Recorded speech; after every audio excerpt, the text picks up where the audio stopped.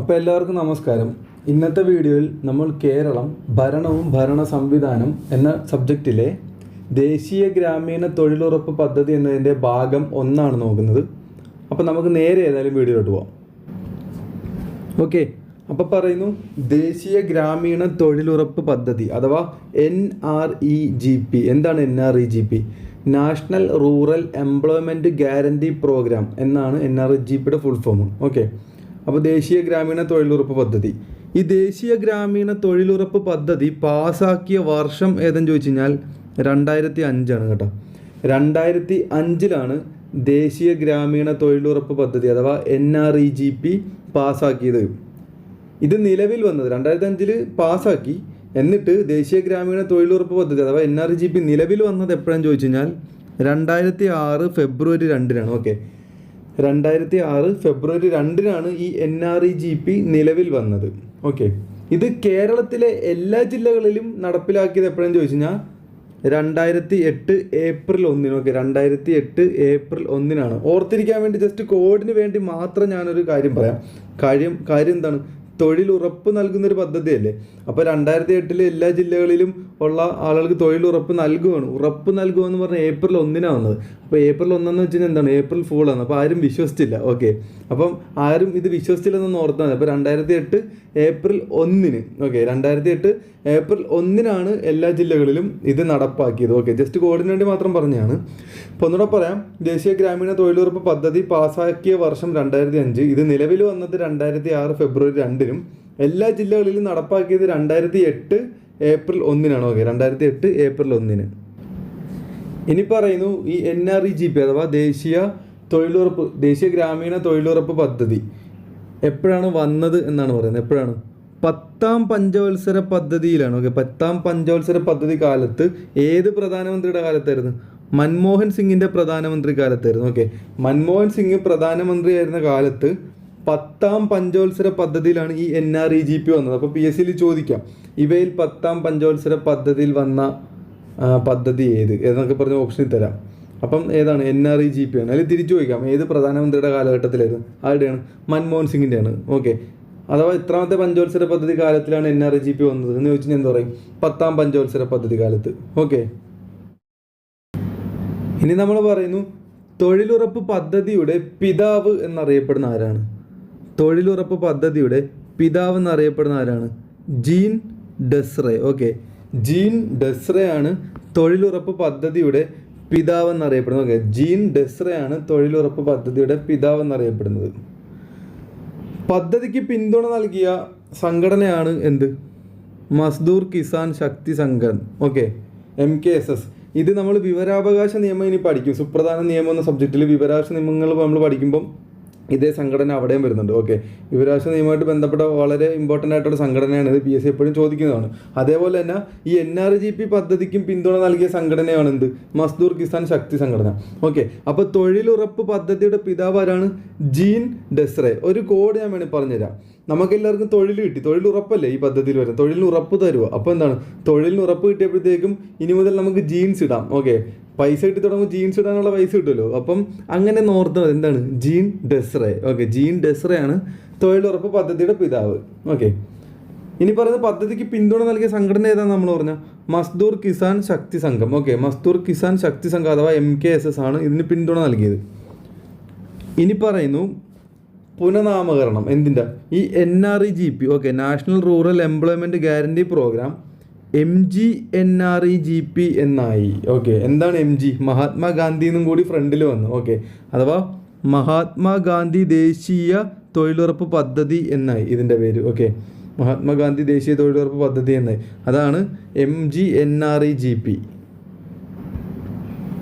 Okay, അപ്പം Mahatma Gandhi national rural employment guarantee programme. Okay, Mahatma Gandhi national rural employment guarantee programme എന്നായി മാറി.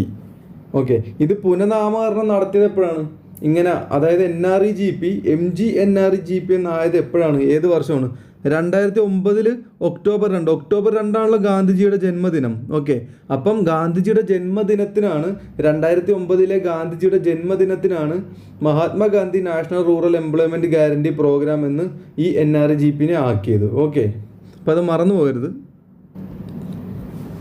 ഇനി പറയുന്നു പദ്ധതിയുടെ പ്രധാന ലക്ഷ്യം. ഏത് പദ്ധതിയുടെയാണ്? NREGP അഥവാ MGNREGP പദ്ധതിയുടെ പ്രധാന ലക്ഷ്യങ്ങൾ എന്താണ്? ഒരു കുടുംബത്തിന് ഒരു സാമ്പത്തിക വർഷം, ഓക്കെ, ഇന്ത്യയിലെ സാമ്പത്തിക വർഷം പറയുന്നത് എങ്ങനെയാണ്? ഏപ്രിൽ 1 മുതൽ മാർച്ച് 31 വരെയാണ്. ഓക്കെ, അപ്പോൾ ആ ഒരു സാമ്പത്തിക വർഷത്തിൽ 100 തൊഴിൽ ദിനങ്ങൾ, എത്രയാണ്? 100 തൊഴിൽ ദിനങ്ങൾ സ്വന്തം നാട്ടിൽ ലഭ്യമാക്കുക എന്നതാണ് ഈ പദ്ധതിയുടെ പ്രധാന ലക്ഷ്യം. എന്താണ്? ഒരു കുടുംബത്തിന് ഒരു സാമ്പത്തിക വർഷത്തിൽ എത്ര തൊഴിൽ ദിനങ്ങളാണ്? 100. അപ്പോൾ ചോദ്യം വരാം, എത്ര തൊഴിൽ ദിനം? 100 തൊഴിൽ ദിനം.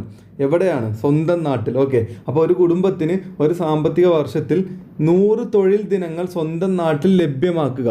ഓക്കെ, അതുപോലെ തന്നെ അവിദഗ്ധ തൊഴിലാളി കുടുംബങ്ങൾക്ക് തൊഴിൽ സുരക്ഷിതത്വം ഉറപ്പാക്കുക. ആർക്കാണ്? അവിദഗ്ധ തൊഴിലാളി കുടുംബങ്ങൾക്ക് തൊഴിൽ സുരക്ഷിതത്വം ഉറപ്പാക്കുക. ഓക്കെ,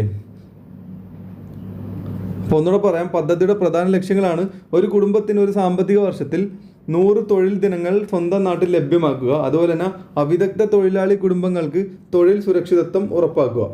എന്താണ് MGNREGP?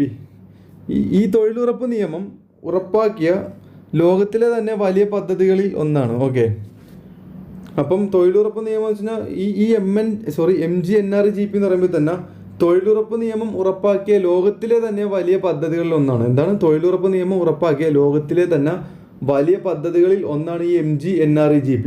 തുടക്കത്തിൽ ഇത് NREGP എന്നായിരുന്നു. 2009 ഒക്ടോബർ 2 ശേഷമാണ് ഇത് MGNREGP എന്നായി മാറിയത്. ഓക്കെ, അപ്പം ഒരു കാര്യം ചെയ്യും, എല്ലാവരും ഒന്ന് കണ്ണടച്ചിരിക്കുക.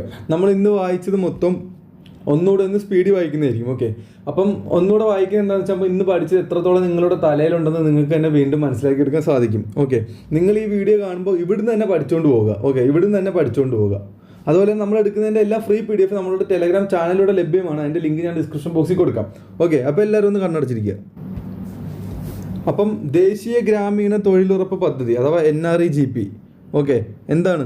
ഇത് പാസ്സാക്കിയ വർഷം എപ്പോഴാണ്? 2005 ഇത് പാസ്സാക്കിയത്.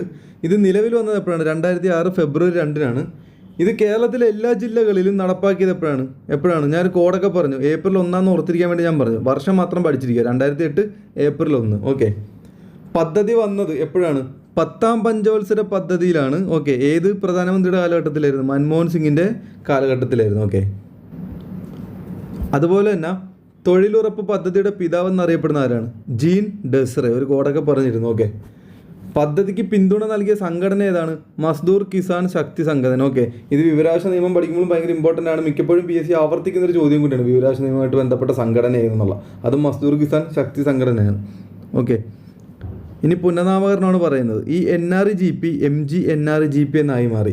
അഥവാ മഹാത്മാഗാന്ധി ദേശീയ ഗ്രാമീണ തൊഴിലുറപ്പ് പദ്ധതി എന്നാണ് കേട്ടോ. ദേശീയ ഗ്രാമീണ തൊഴിലുറപ്പ് പദ്ധതി എന്നായി. ഓക്കെ,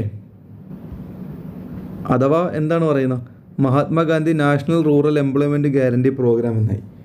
ഇത് പുനഃനാമകരണം ചെയ്ത വർഷം ഏതെന്ന് ചോദിച്ചു കഴിഞ്ഞാൽ 2009 ഒക്ടോബർ 2. Okay, 2009 October 2. എന്താണ് ഈ പദ്ധതിയുടെ പ്രധാന ലക്ഷ്യങ്ങൾ? എന്തൊക്കെയായിരുന്നു?